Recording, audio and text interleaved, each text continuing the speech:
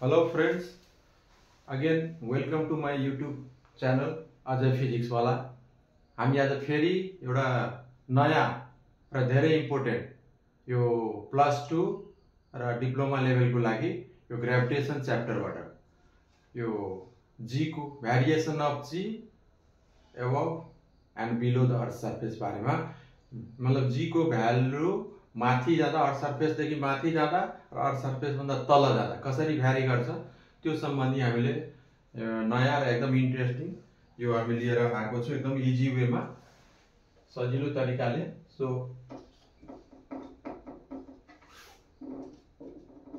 Variation of value of g with height और यसलाई हामीले altitude above earth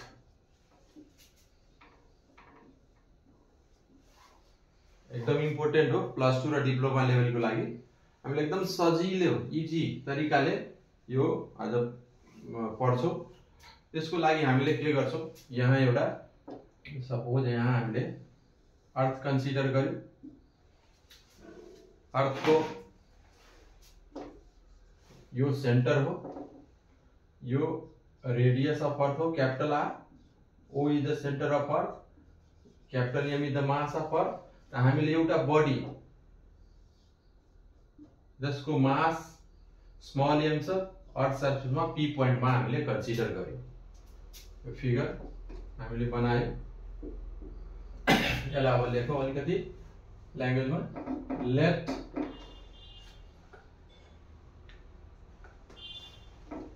a body of mass m is on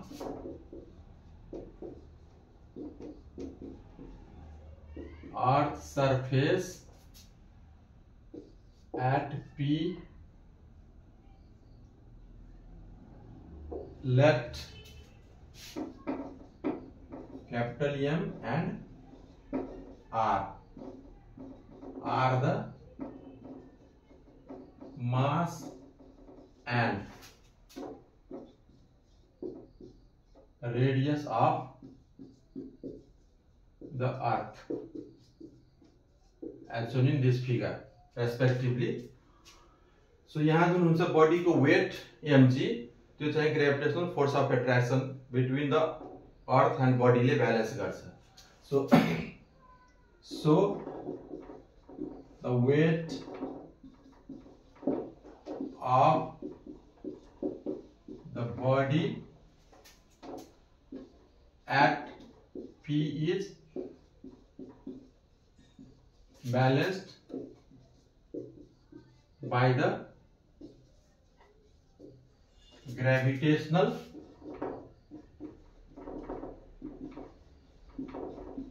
force of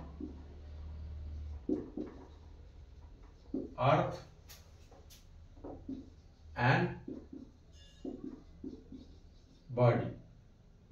So we can write weight of the body हुन्छ mg, mg is equal to अर्थ र body को बीचमा gravitational force हुन्छ g capital M small m by distance square r square, where small g, where g is the acceleration due to gravity at p। यहाँ m र small m cancel भयो दुईतिर, त small g equal to कति भयो gm upon r square equation 1। यसलाई हामीले relation between small g र क्यापिटल G हामीले भन्न सक्छौं। This is relation between small g and capital G। अब त्यसपछि के गर्यो, बडीलाई केही हाइट माथि लाग्यो भनौं यहाँ क्यू पोइन्टमा जसको हाइट अर्थ सर्फेसदेखि h छ र यहाँको अब डिस्टेन्स भयो कति टोटल डिस्टेन्स सेन्टर अफ अर्थदेखि r equal to r plus h।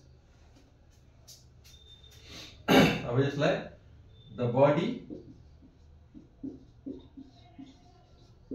is now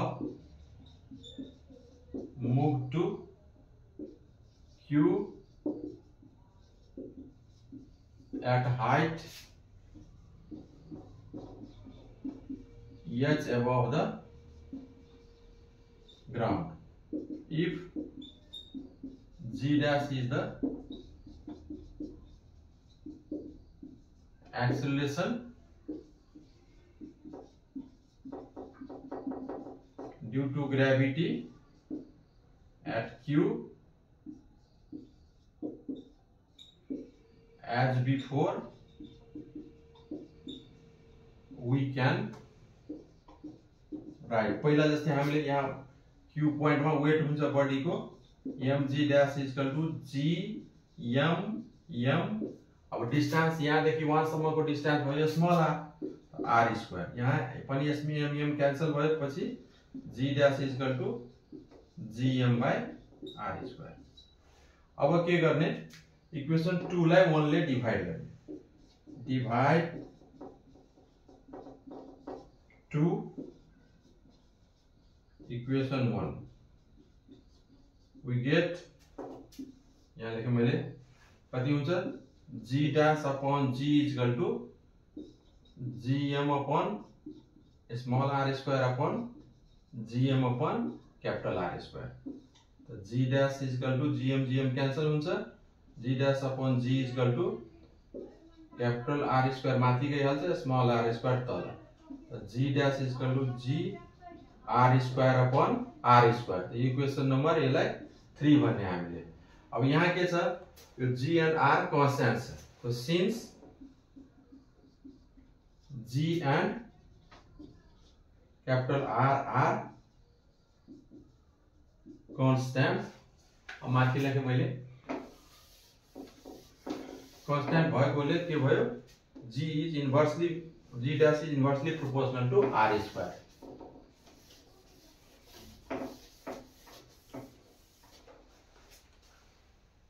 g dash is inversely proportional to r square। From equation 3 भनौं न, from equation 3 we see that g dash is inversely proportional to r square। means भनेको यो भनेको कति भयो त g dash is inversely proportional to r plus h को square. ल यहाँ h बढेपछि g को भ्यालु घट्छ। So that is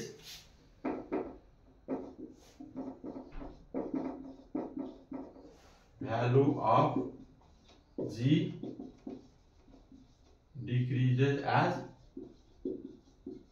height increases। means जति हामी माथि जान्छौं g को भ्यालु घट्दै जान्छ। अब यसलाई हामीले अर्को फर्ममा पनि यो इक्वेसनलाई स्टेट गर्न सक्छौं। इक्वेसन 3 लाई equation 3 also be written as g dash equal to g r square छँदैछ, स्मॉल r को value r plus h square g r square, यहाँ r कमन लिएपछि r 1 plus h by r को square हुन्छ। तो यो कति भयो g r square 1 plus h by r को स्क्वायर। अब r स्क्वायर कैंसल हुन्छ, g अब 1 plus h by r power तल छ प्लस 2 माथि गएपछि माइनस 2 भइहाल्छ। त 1 प्लस h बाई r को पावर माइनस 2। अब यसलाई बाइनोमियल थ्योरममा एक्सपान्ड गरेपछि हायर टर्म नेग्लेक्ट गर्दिन, यो यहाँ कोफिसिएन्ट आइहाल्छ g equal to 1 minus 2h upon r। यो इक्वेसन नम्बर 4। अब यहाँ पनि के देख्छ जति h बढ्दै जान्छ हैन। यो भ्यालु बढ्दै जान्छ, एकबाट ठुलठुलो भ्यालु माइनस हुँदै जान्छ, g को भ्यालु यसरी घट्दै जान्छ। So this is expression for value of g, expression for value of g above the earth surface। यसरी हामीले यो इक्वेसनलाई, यो डेरिभेसन हामी डिराइभ गर्न सक्छौँ एकदम इजिली तरिकाले। अब यस भिडियोलाई सबैले लाइक, शेयर र सब्स्क्राइब गर्नु होला र कुनै कमेन्ट छ भने हामीले त्यसमा राख्न सक्नुहुन्छ, हामी त्यसको आन्सर दिन्छौँ।